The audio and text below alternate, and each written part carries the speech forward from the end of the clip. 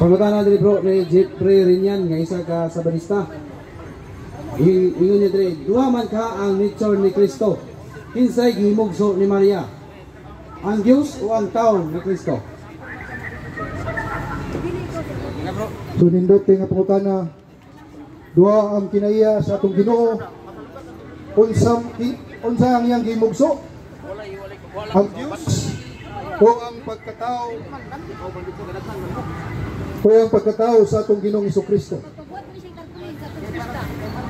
So salamat kayo Brad sa imong pangutana si Brad Jeffrey. So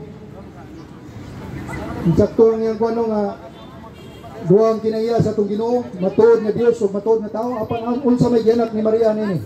Sergio, kaliyo. Salamat kayo sa imong tana. So murag wala nakasabot ang utana ani. Kay ang imugso sa usa ka tawo dili man ang nature, ang person man.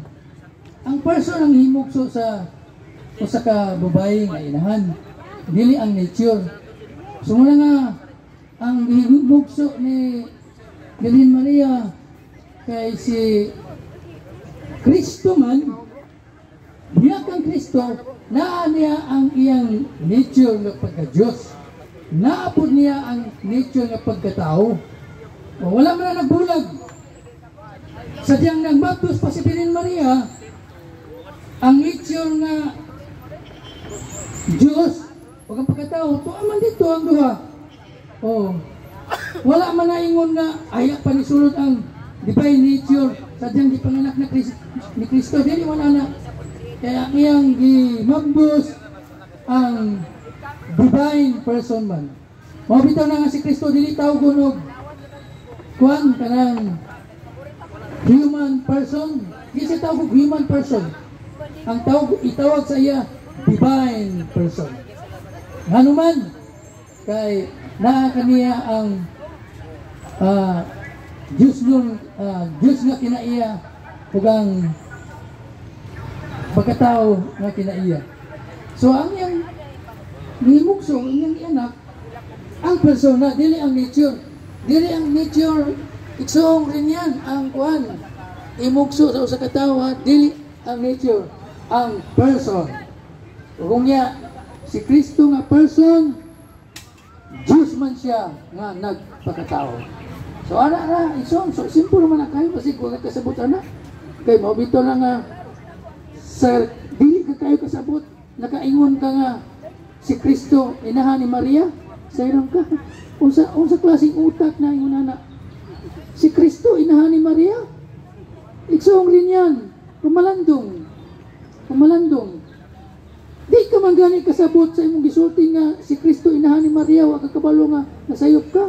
Sabot na ning si Kristo na gimabdos ni Virgin Maria. So kanino pangutana iksong rin yan. Kanang wala pa kayo kakasabot. Iksong rin yan, pagtuon pa ang tarong iksong rin yan. Salamat. Atong dugangan ang sakto na kaintubag ni Brother Joe.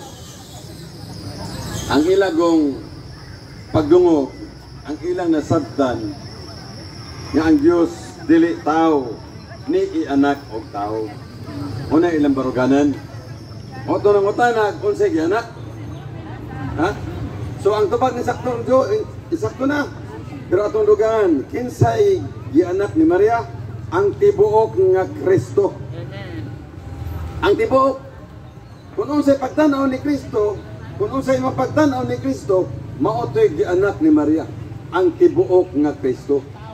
Kaya kung naingon ka nga tao lang, ang gianak ang pagka-Diyos dili, mo na ilang baruganan para dili mahimong inahan si Birhen Maria sa Dios. Kaya mo man ilang gisupakan yun. Oh, nga mahimong inahan si Maria sa Dios kung apel ni Maria gianak ang pagka-Dios ni Kristo. Dobe kayang hypostatic yun dili man na pwede bulagon. Moto ang gianak ni Maria ang tibuok nga Kristo. Kung unsay pag-ilani mo ni Kristo, kung iglesia ni Kristo ka, di ka mutuo nga si Kristo Dios. Pero kung Kristiyanos ka, born again, mga unsa pa diha nga mituo nga si Kristo Dios, ang anak ni Maria, ang tibuok Kristo, ang dunay duha ka kaniya ang Dios ug ang pagkatao.